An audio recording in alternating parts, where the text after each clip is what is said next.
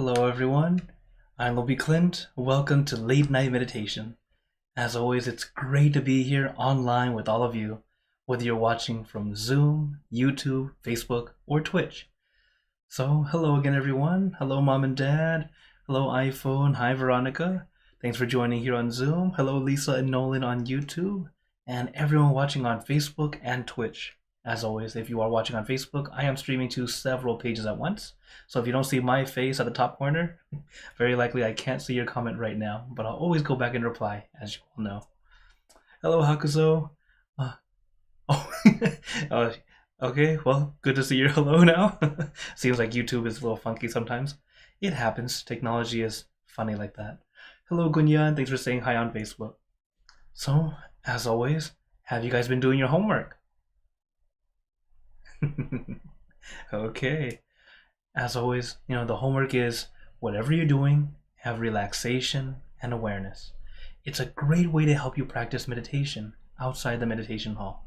And yes, I say it all the time, but it's important to remember and practice when you can. Okay, that way, whenever it's time to come to sit together, it becomes much easier. And hello, Zendog. Wow, saying hello from Philly. Thanks for saying hi. So, as always for Mondays and Wednesdays, I let you guys decide how much instruction would you guys like today? Would you like level 1, as in you're brand new to meditation? I'll tell you every single step. Level 2, you kind of know what you're doing, but a lot of instructions that you would like that. Level 3, a bit more moderate. Or level 4, long silence. Of course, if you like long silence, Fridays are always level 4. And hello, Pat. Thanks for joining in. So go ahead, let me know what you guys would like. And of course, even those who are watching the recording on YouTube or Facebook, you can also type into the comments, and I do take it into account for the next video. Unless it's Friday, I'll move it over to the next one. Okay, so far I see a couple twos. Hello, Andrew. Hi, Vince. Thanks for joining here on Zoom and on YouTube. Okay, so far got a couple. Any other people would like to choose the level for today? I know that most of you guys are regulars who just come in and enjoy the meditation together. So you're like, let other people decide. But yeah, sometimes when you have that feeling, I want this one today. I want that one today. Okay, so far we're leaning toward 2, which is okay.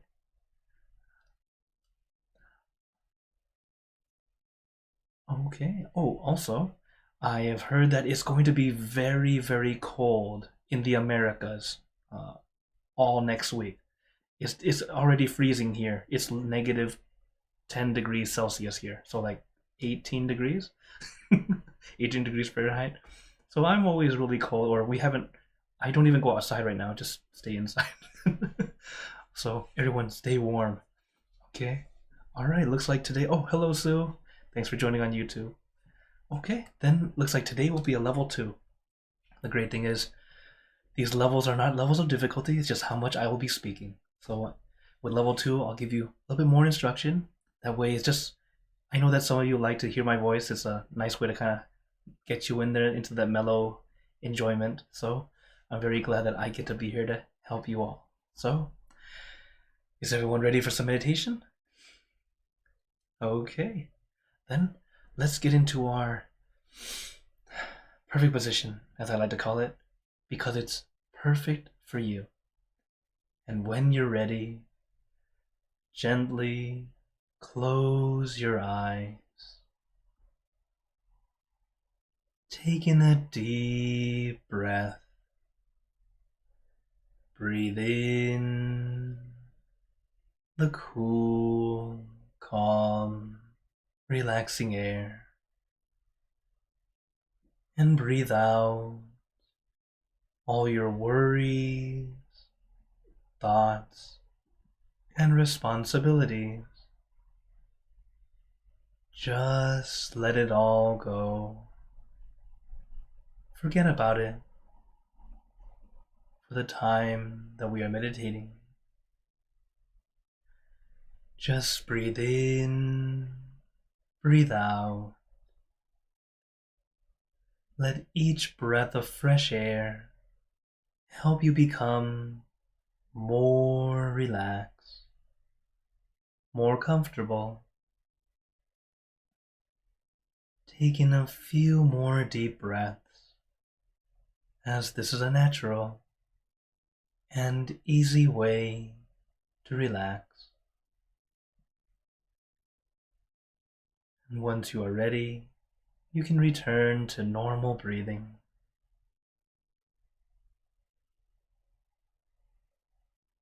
And before we continue, remember to let go of all your expectations. Whatever you think or know is supposed to happen, forget about it. For today, let us feel like we are as innocent as a child. Let's all be 5 years old, little kindergartners again. No worries, no regrets, no responsibilities. Just innocent and free. Not a care in the world. We're all just relaxing with our friends.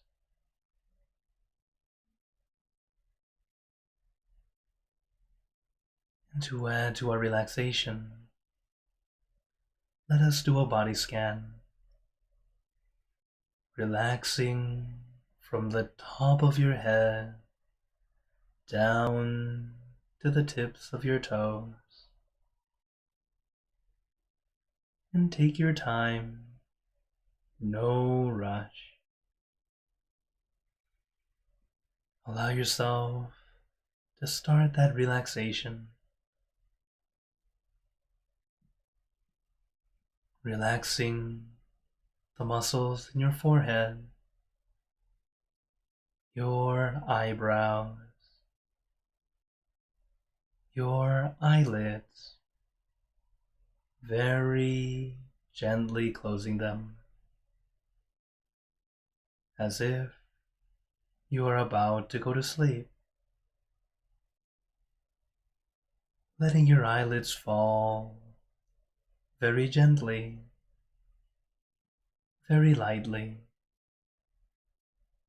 like a feather falling on the still water.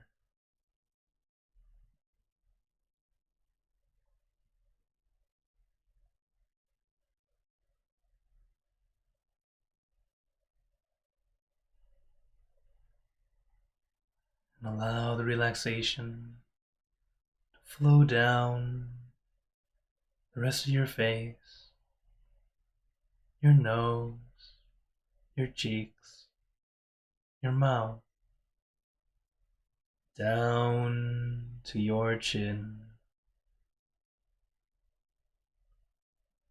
letting your entire face become completely relaxed.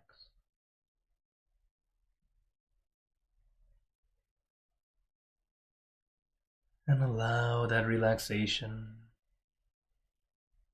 to flow down to your neck,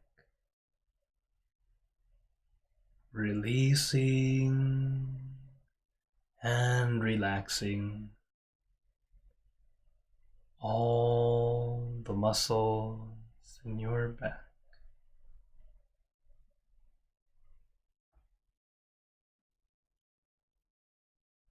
Allowing it to loosen and lighten,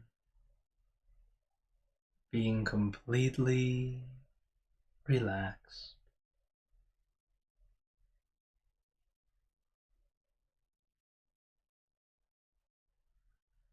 Allow the relaxation to flow down to your arms. Let it trickle down from one muscle to the next, releasing and relaxing down to the tips of your fingers.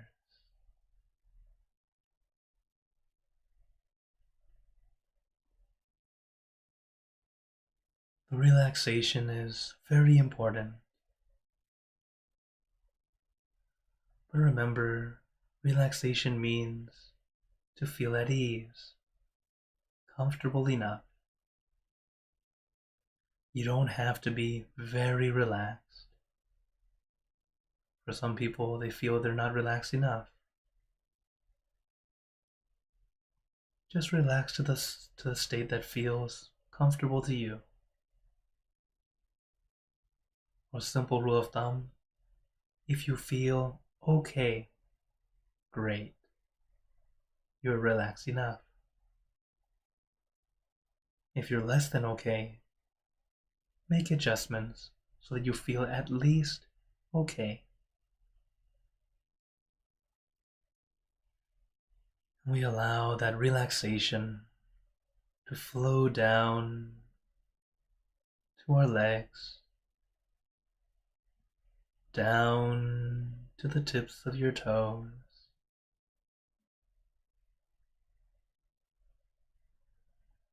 and of course, if you need to adjust, feel free to do so. You don't need to be a statue. It's okay to move. We are all practicing. We are not masters. But here's a little secret. Even masters adjust. They move, but they do so quietly, so gently. Many times you don't notice.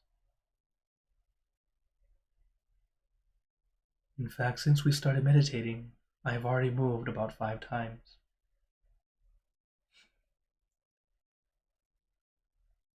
When you need to adjust, it's always okay. But what I recommend is, whenever you need to adjust, do so as lightly and gently as you can.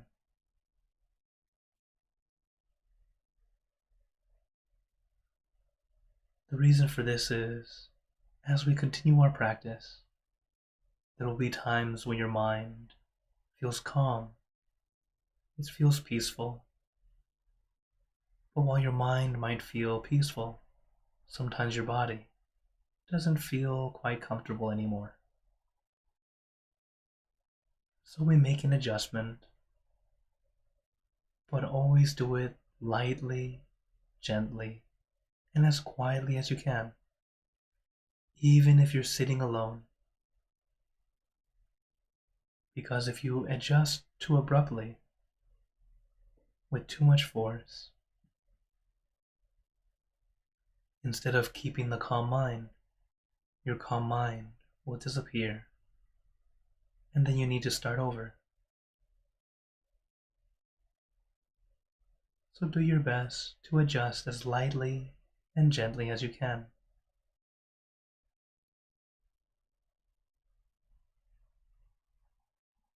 That way, as you further your practice, you'll be able to keep your calm, keep your peace, longer and longer, even if you need to adjust. In fact, for some masters, their meditation does not end when they open their eyes. They are able to keep their mind calm and peaceful, centered, even as they move about throughout the day. But for now, let us practice, practicing to slow down, allow our mind to stay still, calm, peaceful.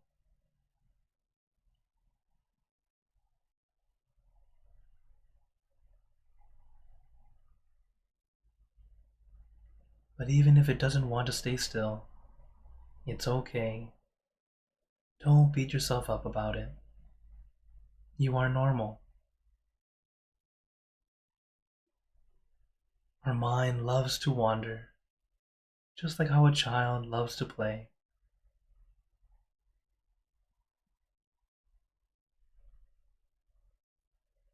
But as we know, The child needs time to rest, just like the mind needs to rest. So we bring our child to a safe spot, a place for them to rest, take a nap, to recharge and be ready for the next day or next task. And that's what we're doing with our meditation. To let our mind slow down and take a break, truly recharging our mind, getting the refresh that it needs. Very much like a computer. As amazing as a computer can be, there will be times where it gets stuck. It's unable to compute normally. And like every tech guy you'll know, they'll tell you to turn it off and turn it back on. Or you could say restart.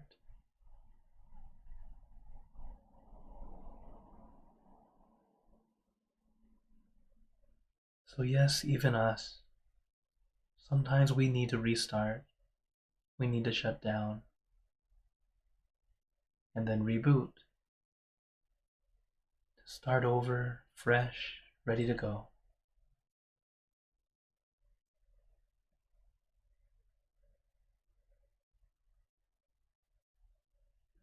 So as you continue your practice, do your best not to make meditation feel like a chore. It should feel like a mini vacation, an opportunity to relax your body and your mind. As this is something that happens to monks as we meditate daily, and we do it quite often. And sometimes, instead of allowing it to be the rest we need to help clear our mind, be ready for the next thing, sometimes it unintentionally feels like a chore. And then suddenly our meditation doesn't feel the same anymore.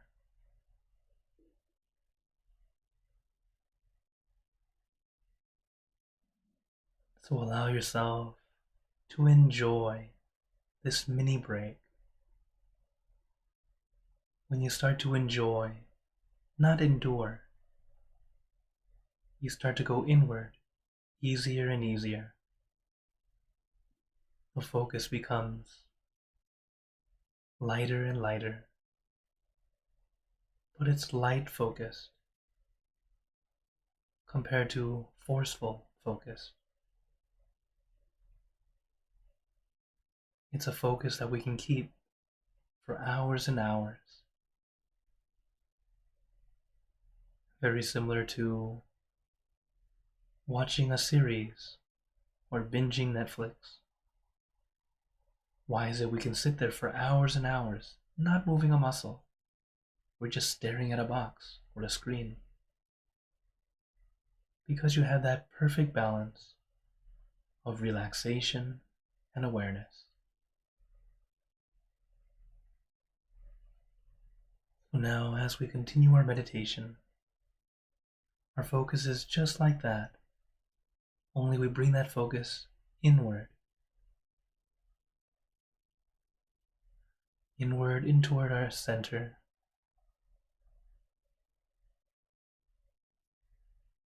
But as always, take your time, take it easy. You don't need to be perfect right away. Just like gaining any new skill, it takes time. Give yourself that time to adjust, to grow.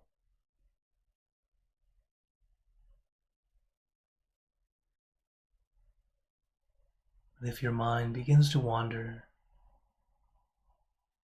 as it naturally will, I recommend a mantra. A mantra is a word or phrase or a sound, something that helps you feel calm and peaceful, or at least a little relieved. The mantra we like to use: Son Mo Arahant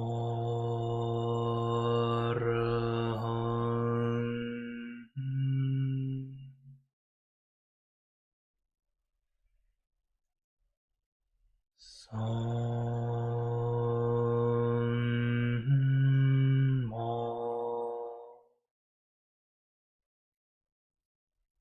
Arahant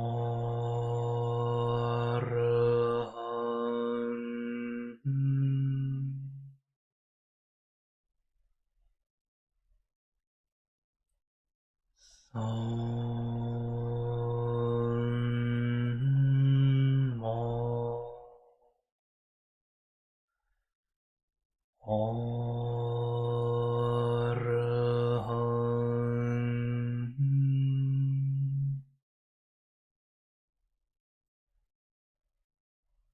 You can repeat this mantra in your mind as many times as you'd like, or use your own mantra, word or phrase. For example, relax, relájate, sabay, clear and bright. Use your mantra and your meditation object as your tools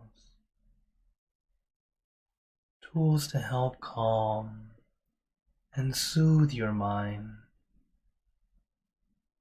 and to bring your mind back to your center, back to your object.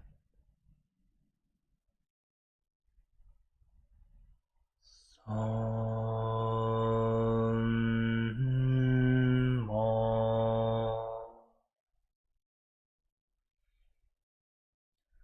Arahant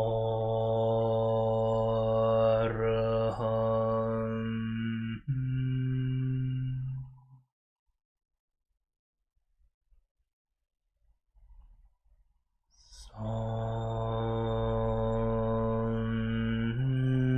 Mo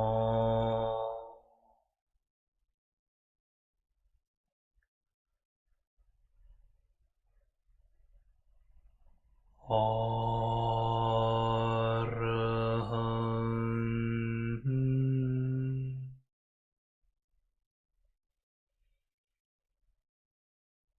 Son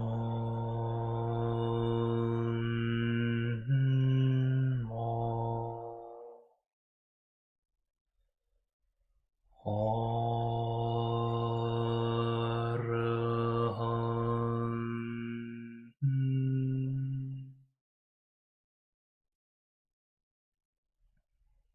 Now let us continue in silence, letting our mind be calm, clear, and peaceful.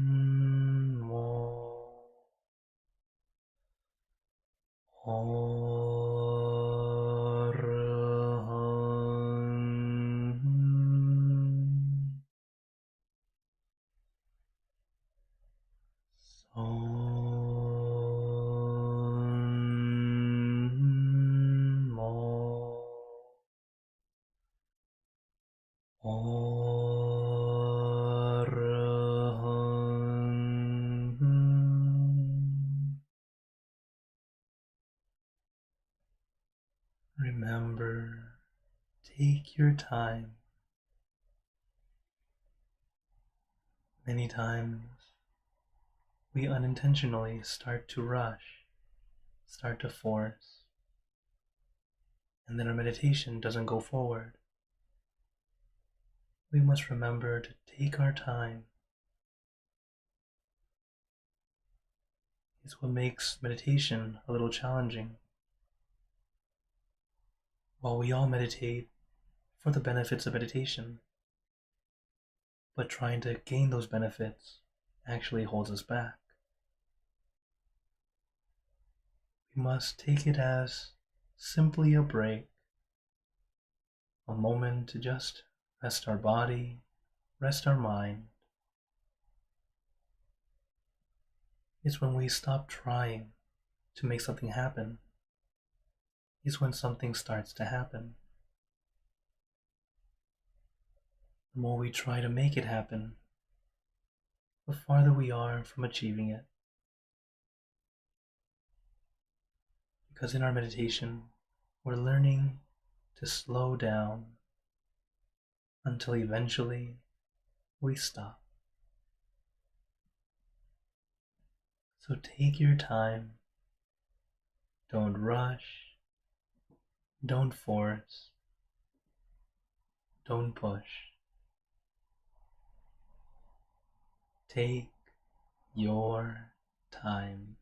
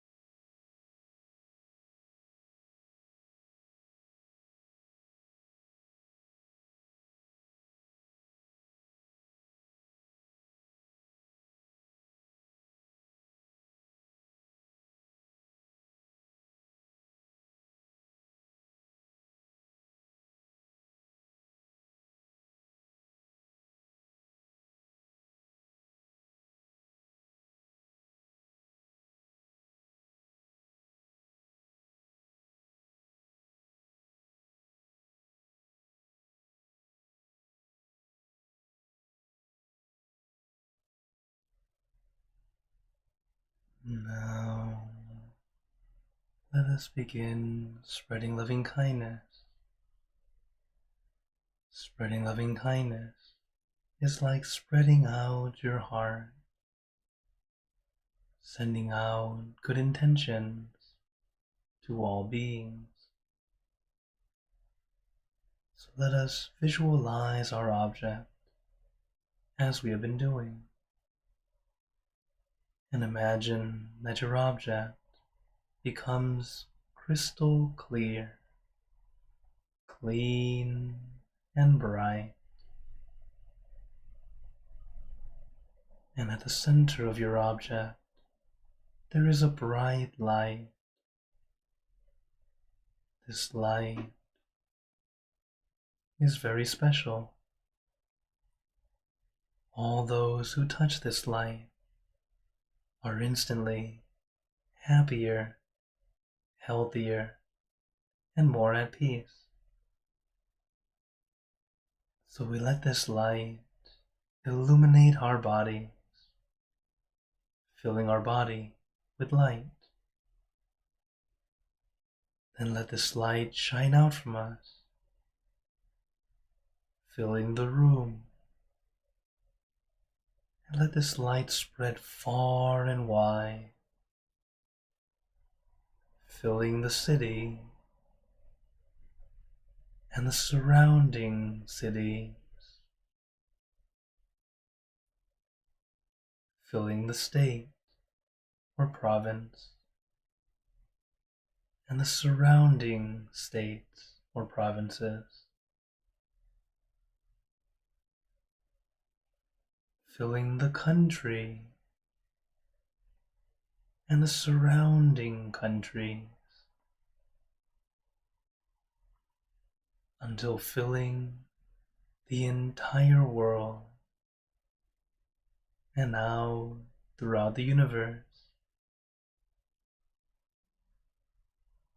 Thinking of our loved ones, our family, our friends, our close and distant relatives, our co-workers, acquaintances, all the people you know and all the people you don't know, especially sending out our hearts and good energy to the victims of the fire in California,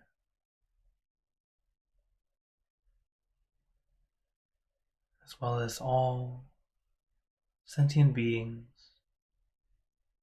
all the animals in this world, and even thinking to the heavens, to our friends and relatives who have passed away, wishing well for every one of them.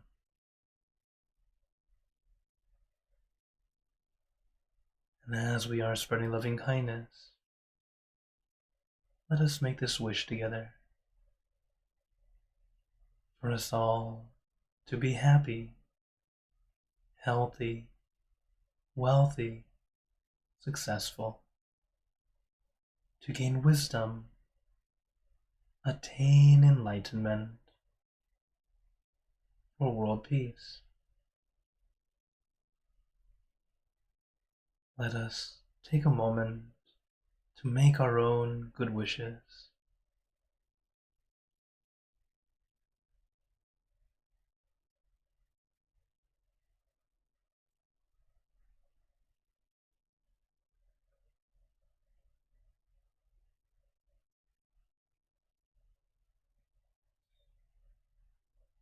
Sabbe Buddha Parapata Bache Gananchayam Palang Arahanta Nanchate Je Narakam Pantami Sapaso Sapabuddhanupavena Sapadhammanupavena Sapasanghanupavena Sathasoti Bhavantu Te. And now, very gently and at your own pace, opening your eyes, Take your time as we slowly come back. You can take in a few deep breaths, do a little stretch if you'd like, as we slowly come back.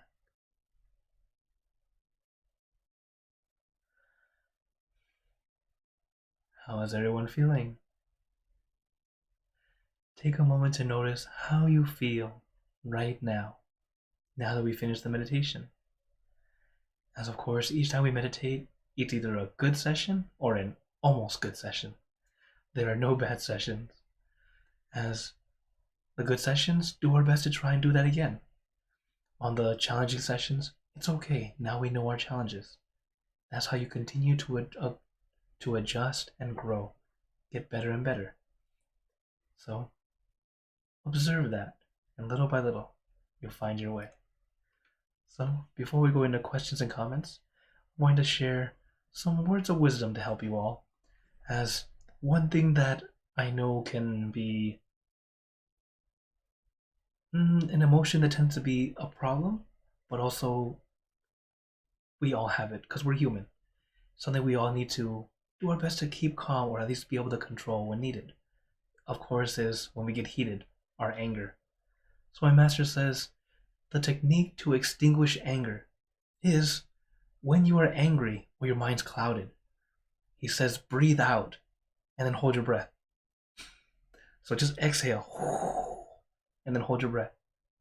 Why? Because if you do so, let go of the trouble that is causing the anger.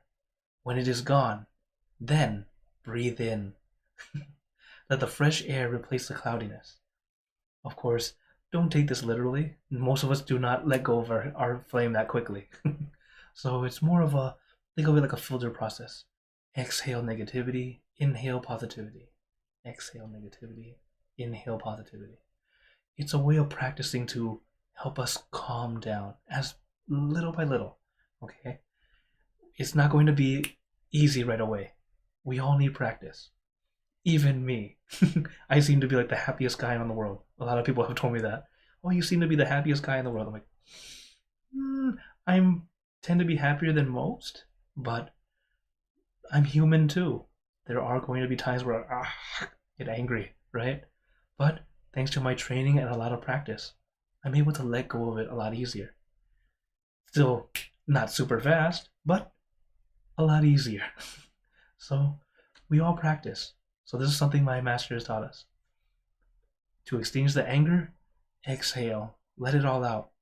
If you really want it gone fast, don't breathe in until you're let go of it. But of course, do it as a filter. Exhale negativity, inhale positivity. And yes, Pat asked, have you tried this technique? I have. And well, when you suddenly can't breathe and you're like, you finally let go. It can help. The thing is, if you're the person who if you know yourself and you can't let go right away, it's not going to be easy. So that's why a filter approach. Me, after practicing, yeah, I can do that a little bit better now. But I know if I just started off like that, probably not. So that's why I say a little bit of a filter instead. But if you think of it kind of comically, yeah, if you're angry, you let it go, and if it's still there, you're not allowed to breathe yet.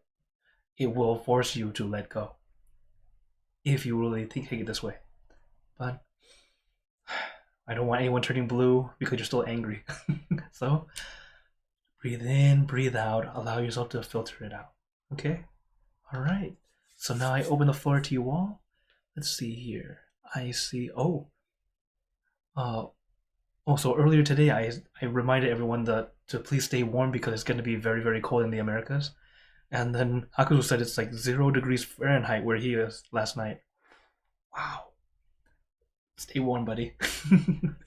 Okay. Oh, hello, Julie. Thanks for joining in. So, Lisa says, how do you stay warm in just your robe? Well, for me, if I'm indoors, this is enough. So I'm indoors. I'm okay. But outdoors, I'll put on a jacket. I can put on a jacket. I can put on other clothes to help keep me warm. I still have the robe under. It's just like kind of wrapped extra. Sometimes you'll see when it starts to get a little chilly, not quite freezing, might have a long sleeve shirt that I'll wear under. As sometimes you'll see me wear it on the program also. But for me, I'm I have a pretty high, I guess, body temperature, so I tend to feel okay in the cold. Right now it's too cold, but usually I'm okay just like this. But yeah, okay. Oh, Lisa says, is there any wisdom on how to stay warmer? Well, keep covered. Uh, I guess some words of wisdom from like our elders that I've learned from many elders. Make sure your hands are warm, your chest is warm, and your feet are warm. Or yeah, your neck and chest area.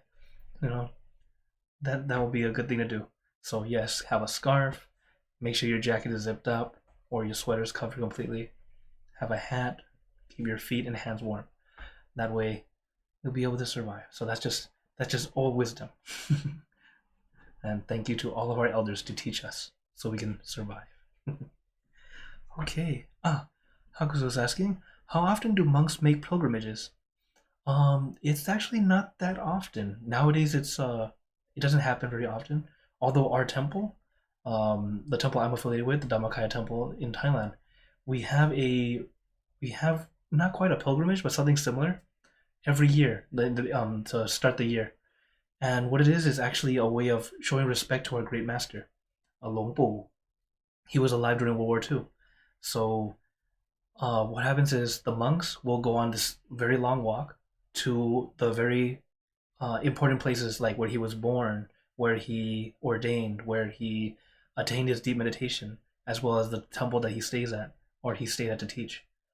So it was I got to do that in 2019. So January 2019, I got to do that last time I was in Thailand, and yeah, it's quite interesting because during our walks, we are quite literally carrying everything we need to survive. We're wearing our robes. We might have an extra in a bag, as well as our ombol, which is the bowl that we take for food. So the monks would go and people would put food in and offer the food to us. We'd have an umbrella, or in this era, we changed it to a tent, since nowadays it's much easier to mass produce tents.